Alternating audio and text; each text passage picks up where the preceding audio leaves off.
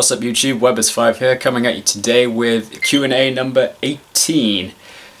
Now following on from how I did it last week I did it while I was playing Smite. This week I'm going to do it while I'm playing the new Pokemon Violet, because I'm absolutely obsessed with this game right now. So I'm enjoying it. So, got a couple of questions today, more than usual, which is nice. So, I'll just get straight into it. So the first question I've got is from my good friend SparkTech. Love the videos. So we all know rulings are based around consensus and there is no official list of rulings. Yes, that's how it works. I mean, it would probably be a lot better if there was one, but yeah, can't please everyone. How would you solve this issue as a judge? Would you have a written rulebook or maybe have an official announcement from Konami on their social media? So yes. It's certainly an idea if there was like one huge list of rulings of how things work, but considering all the complex rulings in the game, that would be far too difficult and far too much effort for them to have to put through. And frankly, most of the rulings should be relatively simple to figure out because you just have to check it based on how interactions work. So shouldn't actually be too difficult to figure them out most of the time, but naturally the game's changing every single day, so it's really difficult for people to just keep up with how everything works. Certain interactions change, like typically, like for instance now, because with this recent Shizu stuff, before the Shizu stuff came out, the typical rule, one of the basic rules in the game is you can't interact with your opponent until after they've drawn for their turn. But however, now because we have the new Gravekeeper's Trap, there is officially now a card that lets you interact with your opponent before they draw. Which naturally drum up questions like, well, if my opponent's doing this before I draw, does that mean I can chain onto it, or am I still not allowed to do any other effects? Like, that's something I'm not sure about. That's not something I'm not sure about, but thinking it through, they really should come up with like a good system. I think that's now like an issue that needs to be addressed by Konami, like effects of what you can do in the draw phase and effects, and now naturally, as we just explained, there are effects that can work before you draw for your turn. So how does that work in regards to what you can do before you draw? So that's just a couple bits on my mind that I might post to the Judges Lounge later, but yeah, it's definitely an interesting thought, and I think they should probably try and do something about that. And next we've got my standard 10 questions from my good friend DarkMagician84, and a couple comments regarding the last video. Starting, loving this style of video, keep it up. Mechaba is the source of my hatred for Invoke and is still among my top 3 hated fusions. It's probably one of my least favourite fusions as well, despite the fact I am guilty of playing Mechaba in Plunder Patrol very briefly, and also doing Invoke Mech Knights. If it didn't exist, I wouldn't have a problem with them and would play them myself. To be fair about Cyber Dragons, they can still get out Infinity and not let anyone play regardless of whether it goes first or second. Yeah, that's very true. So, question 1, thoughts on Prank Kids? So the Prank Kids mechanic, I do quite like. SparkTech, the way he's played it over the years, very interesting I will say. My only dislike for the archetype is essentially when Konami changed the rules about going into time. Changes the time-based rules, so Prank Kids essentially just became an auto-win deck in time, and so for that reason, that's kind of why I don't like them. I have nothing personally against the archetype, I just don't like playing it in a tournament environment where I know I'm just going to lose to it in time unless I can go 2-0. Question 2, thoughts on Trickstar? Like many players, I have been a victim of the classic reincarnation droll combo. Not fun, but most people have been through that at some point. I've got a lot of duplicates here. Oh wow, these are actually pretty strong from my raids. Go. Oh wait. Yeah, you're weak. you're weak. You're getting Wonder Traded. That's it. That's it. But Trickstar, for their mechanic, they're okay. Like, it's definitely an interesting mechanic of just burning based on your opponent's actions and what they're doing. It's just not fun. It's just not fun when you try and turn it into an OTK variant by forcing your opponent into doing stuff that makes them burn. But again, but that's just their mechanic. That's how they work. Nothing I can do about it. So what was I going to? Just trying to remember. What was I trying to do? What was I planning to do next in here? Right, I wanted to head there. Right, I wanted to head there just so I can access it by flying. I'll probably do that later. Move. I think I've seen I've got some more stuff I can do at the academy, so I'll go back there.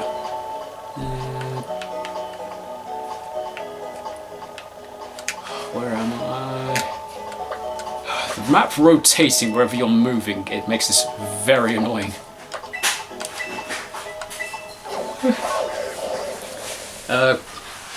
Question 3. Thoughts on Infernoid? The Infernoid mechanic, I think is like their mechanic, pretty good, very useful.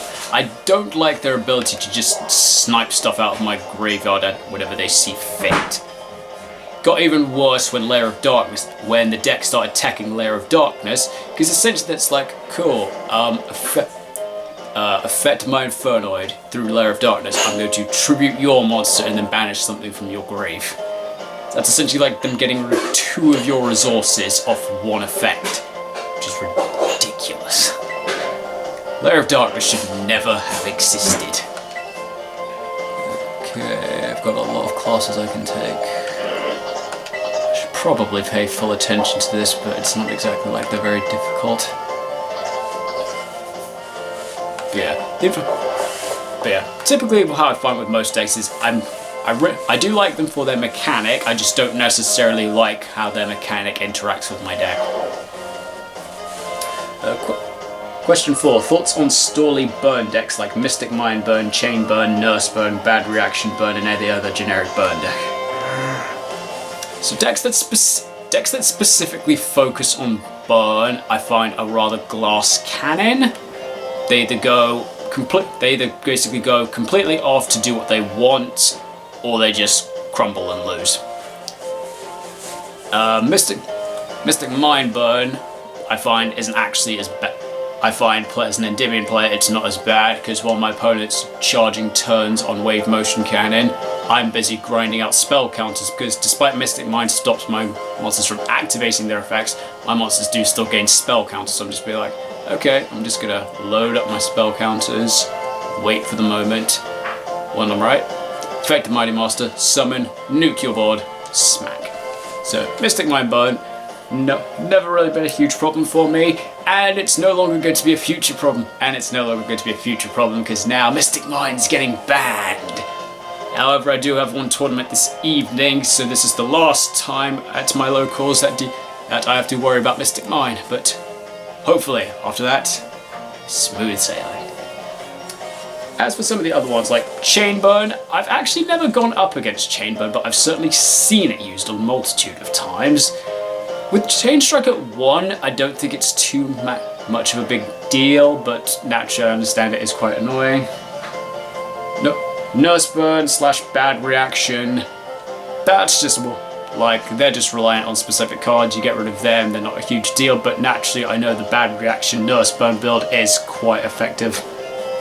But overall, Burn's certainly an interesting strategy, but I don't necessarily like it, but I don't necessarily hate it. Question 5. Thoughts on Zombie Horde? The deck that uses Doom King, Zombie World, and Rivalry Wars to stop anyone playing. I've also been a victim of being under Zombie World. It's not particularly fun, but similar to Mystic Mine, because of Mighty Master, I know I can just try and, even if I don't have any monsters on the field, I can just try and keep my spell counters as they are. I can just try and generate spell counters, sack them off to special. The other advantage I find with endymion against zombies is, in scale, it still counts as a... Oh no, wait. Rivalry. Sorry, I'm misthinking things. Basically, when I play endymion against zombies, I have to... My basic trick is try and build spell counters without having any monsters on my field, so I can just go Scale Mighty Master, effect to take out the zombie wall. But if I don't have that, then it's, yes, very, very difficult to play around. 6. Thoughts on mutants. I actually have no experience playing against mutants. I don't know what they do, so don't really have a tremendous opinion about them.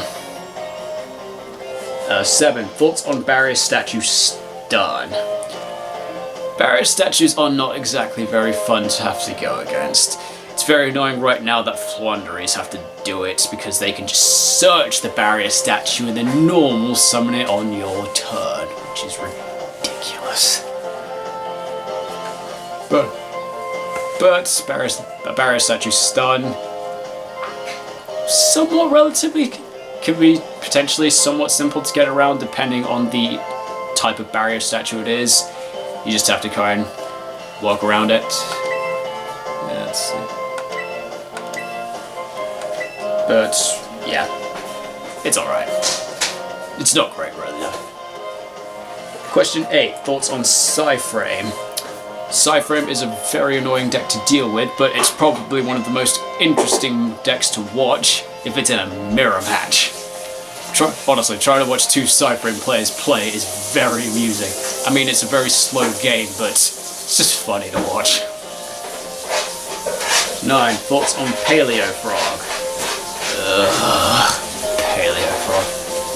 Paleo Frog is probably one of my most annoying decks that I've had to play against throughout tournaments. Don't get me wrong, the pilots of those decks have been very good. They're doing exactly what they should do.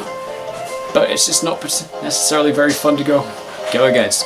It's also just very annoying that Paleos are unaffected by monster effects, which makes them really irritating to get around. They're all level 2, which naturally makes easy access to Toad. And then they've also got that Xyz that lets them play traps from their hand. Or at least Paleos are traps. So yeah.